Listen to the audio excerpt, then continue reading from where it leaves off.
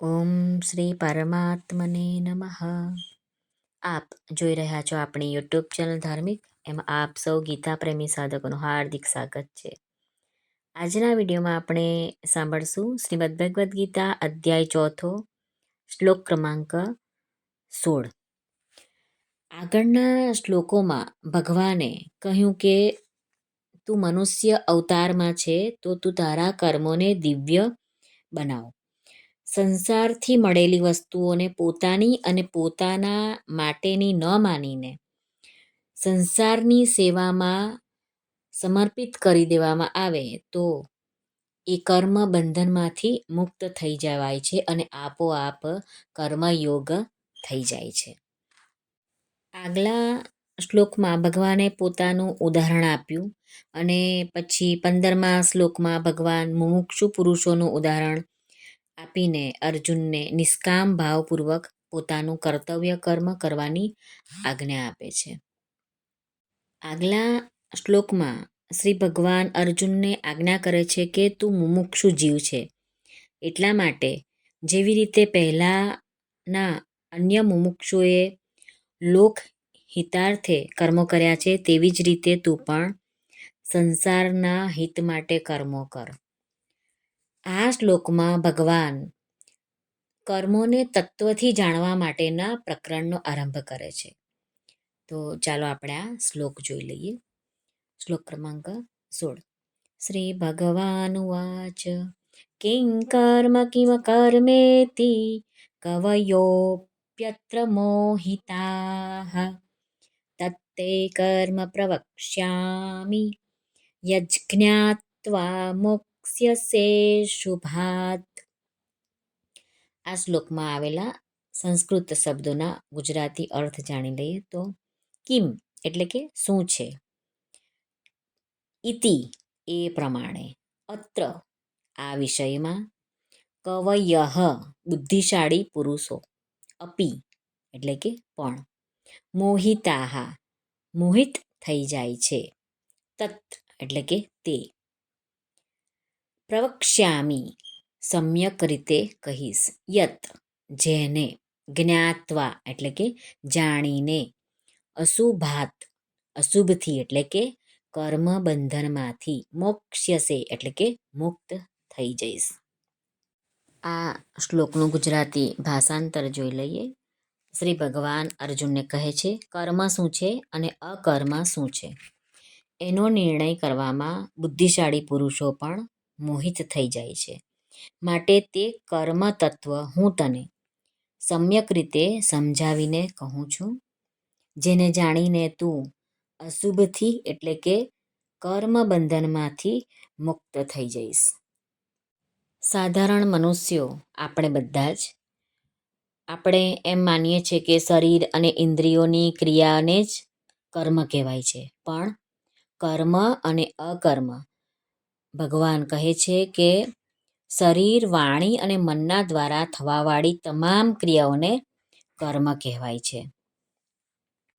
જે ક્રિયાને મનુષ્ય કર્મ માને છે તે કર્મ પણ હોઈ શકે અને અકર્મ પણ હોઈ શકે અને વિકર્મ પણ હોઈ શકે, કારણ કે કર્તાના ભાવ અનુસાર કર્મનું સ્વરૂપ બદલાઈ જાય છે. માટે ભગવાન કહે છે કે વાસ્તવિક કર્મ શું છે, તે કેમ બાંધે છે, કેવી રીતે બાંધે છે, એનાથી મુક્ત કેવી રીતે થવાય, આ બધાનું વિવેચન ભગવાન કહે છે કે હું કરીશ. જેને જાણીને તે રીતે કર્મ કરવાથી કર્મો તમને બાંધે નહીં. તો ભગવાને અહીં કર્મના 3 ભાગ પાડ્યા છે, કર્મ, અકર્મ અને વિકર્મ. તો કર્મ કોને કહેવાય? તો એ ભગવાન જણાવે છે કે શાસ્ત્રવિહિત સકામ કર્મ જે મનુષ્યો કરે છે તે કર્મ છે. જે કાર્યમાં કામના રાખીને કરવામાં આવે તેને કર્મ કહેવાય છે. આપણે બધા પણ જે કરીએ છીએ તે કર્મ કહેવાય. પણ જો નિષ્કામ ભાવે કામ કરીએ, કાર્ય કરીએ કે આ કાર્ય હું કરું છું, આ મારું છે એ ભાવ મટી જાય, ફળની ઈચ્છા ન હોય, અહંતા મમતા ન હોય, હુંપણું નીકળી જાય તો તેને કહેવાય અકર્મ. હું જે કાર્ય કરું છું તે ભગવદીય કાર્ય કરું છું. મારું જમવાનું ભગવદીય કાર્ય છે, મારું ચાલવાનું ભગવદીય કાર્ય છે, મારો શ્વાસ લેવો એ પણ ભગવદીય કાર્ય છે. જો હું નોકરી કરું તો એ પણ ભગવદીય કાર્ય છે. ભગવાન કહે છે કે જો તમારી દુકાન છે તો તમારા ગ્રાહકો તમારા ભગવાન છે. જો તમે ડૉક્ટર છો તો તમારા દર્દીઓને દવા આપવી, એમની સેવા કરવી એ ભગવદીય કાર્ય છે. અત્યારે આપ સૌ આ સાંભળો છો તો આ પણ મારું ભગવદીય કાર્ય જ હું માનું છું. આપ સાંભળનારા આપ સર્વે મારા ભગવાન જ છે, એમના જ અંશ છે. એમને રાજી કરવા માટે જ હું આ કરી રહ્યું છું. જો હું એમ માનું તો એ મારું ભગવદીય કાર્ય છે. જો હું આ મારા કાર્યને પ્રોફેશનલ બિઝનેસ તરીકે માનું તો એ કર્મ કહેવાશે, એ ભગવદીય કહેવાય નહીં. એના બદલામાં મને કંઈક ફળની ઈચ્છા હોય, કંઈક વસ્તુની, પદાર્થની, માનની, બડાઈની, તો એ કહેવાય કર્મ. ભગવાન કહે છે કે અકર્મ કોને કહેવાય? તો શ્રી ભગવાન કહે છે કે અહંતા, મમતા અને ફળની ઈચ્છાથી મુક્ત થઈને કરેલા કર્મને તથા ભગવાનના અર્થે કરેલા કર્મને અકર્મ કહેવાય છે. શાસ્ત્ર વિહિત, શાસ્ત્રમાં નિષિદ્ધ કરેલા કર્મોને, કોઈના અહિત માટે કરવામાં આવેલા કર્મને વિહિત કર્મ કહેવાય છે. અહીં અર્જુન યુદ્ધરૂપી કર્મને ન કરવાને કલ્યાણકારક સમજે છે.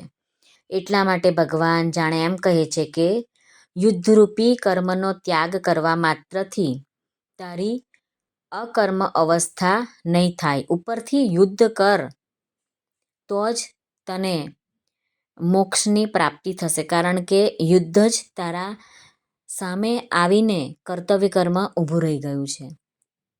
બીજા અધ્યાયના 50મા શ્લોકમાં ભગવાને યોગઃ કર્મસુ કૌશલમ, કર્મોમાં યોગ જ કુશળતા છે એવું કહીને કર્મ તત્વ બતાવ્યું હતું. પરંતુ અર્જુન એ સમજી શક્યા નહીં અને ભગવાનને એવું લાગ્યું કે અર્જુને આ તત્વને બરાબર પકડી શક્યા નથી. તો ભગવાને આ તત્વને ફરીથી સમજાવવાની પ્રતિજ્ઞા કરી રહ્યા છે અને આ કર્મયોગ ફરીથી અર્જુનના માધ્યમથી આપણને સમજાવી રહ્યા છે. શ્રી ભગવાન કહે છે કે કર્મનું તત્વ હું તને કહું છું તેને જાણવાથી જ તત્કાળ પરમાત્મા તત્વની પ્રાપ્તિ થઈ જશે.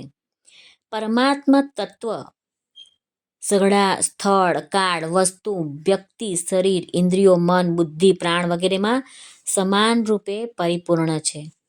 મનુષ્ય પોતાને જ્યાં માને છે, જે અવસ્થામાં માને છે, જે રોલમાં માને છે ત્યાં જ પરમાત્મા છે. બસ એવું સમજી લે તો પરમાત્મા તત્વની પ્રાપ્તિ કંઈ દૂર નથી, સાવ સહેલી જ છે. અંતે કર્મ સંસારને માટે અને યોગ આપણા માટે છે.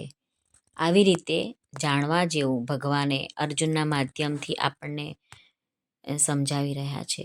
શ્રી કૃષ્ણાર્પણમસ્તુ. જો આપને આ વિડીયો પસંદ આવ્યો હોય તો લાઈક અને શેર કરશો તથા આ ચેનલ પર નવા હોય તો સબસ્ક્રાઈબ જરૂરથી કરશો, જેથી આવનારા દરરોજ એક કે બે શ્લોકની માહિતી તમારા સુધી તરત પહોંચી શકે. ધન્યવાદ. જય શ્રી કૃષ્ણ.